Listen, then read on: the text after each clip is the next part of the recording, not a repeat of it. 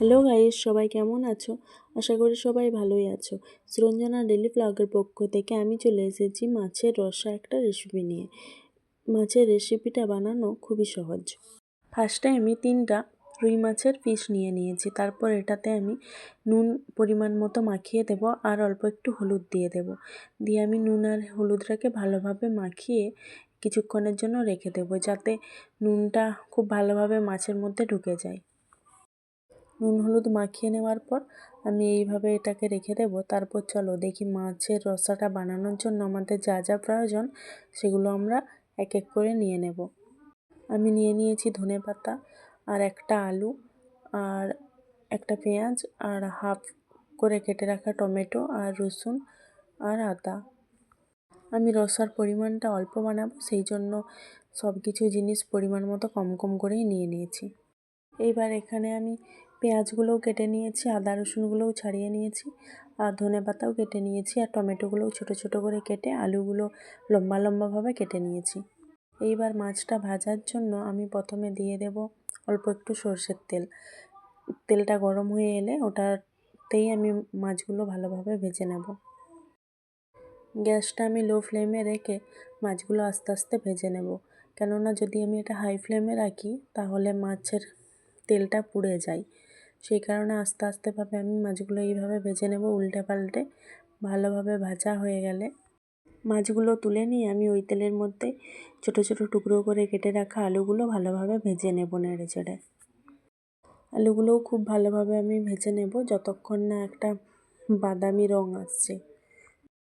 যতক্ষণ না ভাজা হচ্ছে এইভাবে নাড়তেই থাকবো। আমাদের দেখো ভাজাটা হয়ে গেছে, এবার এটা আমি তুলে নেব।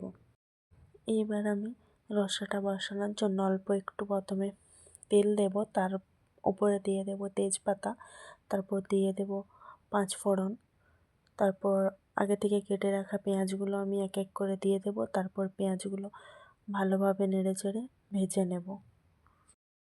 এইবার আমাদের পেঁয়াজটা ভালোভাবে ভাজা হয়ে গেলে আমরা আদা রসুন পেস্টটা দিয়ে এটাও আমরা ভালোভাবে ভেজে নেব। তারপর আগে থেকে কেটে রাখা বিলাতিগুলোও দিয়ে দেব। তারপর সব মশলাগুলো ভাজা হয়ে গেলে আমি হলুদ গুঁড়ো, লঙ্কা গুঁড়ো এবং জিরে গুঁড়োটা দিয়ে ভালোভাবে মশলাটাকে কষিয়ে নেব। মশলাটাতে আর একটু জল দিয়ে আমি কষিয়ে নেব, কারণ একটু যদি মশলাটা ভাজা কম হয় তাহলে এটাতে একটা গন্ধ আসে কাঁচা কাঁচা। সেই জন্য আমি ভালোভাবে জল দিয়ে তারপর এটাকে ভালোভাবে ভাজবো। মশলাটা আমাদের কষানো হয়ে গেছে। এইবার আমরা কষানো মশলাটার ওপর আগে থেকে ভেজে রাখা আলুগুলো তুলে নিয়ে আবার একটু ভালোভাবে কষিয়ে নেব একসাথে। আলুটা আমাদের কষানো হয়ে গেলে আমরা পরিমাণ মতো একটু অল্প জল দিয়ে দেব। জলটা দেওয়া হয়ে গেলে আবারও আমরা একটু পরিমাণ মতো নুন দিয়ে দেব। নুন দেওয়ার পর যতক্ষণ রসটা ফুটে আসছে ততক্ষণ ওয়েট করব। রসটা ফুটে আসলে আমরা মাছগুলো দিয়ে দেব। আর যখন দেখব মাছের রসাটা প্রায় হয়ে এসেছে তখন ওপর থেকে ধনেপাতা ছড়িয়ে দেব। তারপর ফুটে গেলে নামিয়ে দেব। হলেই আমাদের তৈরি মাছের রসা। রেসিপিটা ভালো লাগলে এইভাবে একবার বাড়িতে বানিয়ে দেখো, আশা করি খেতে ভালোই লাগবে। তো চলো আজকের মতো টাটা, দেখা হবে পরের একটা ব্লগে।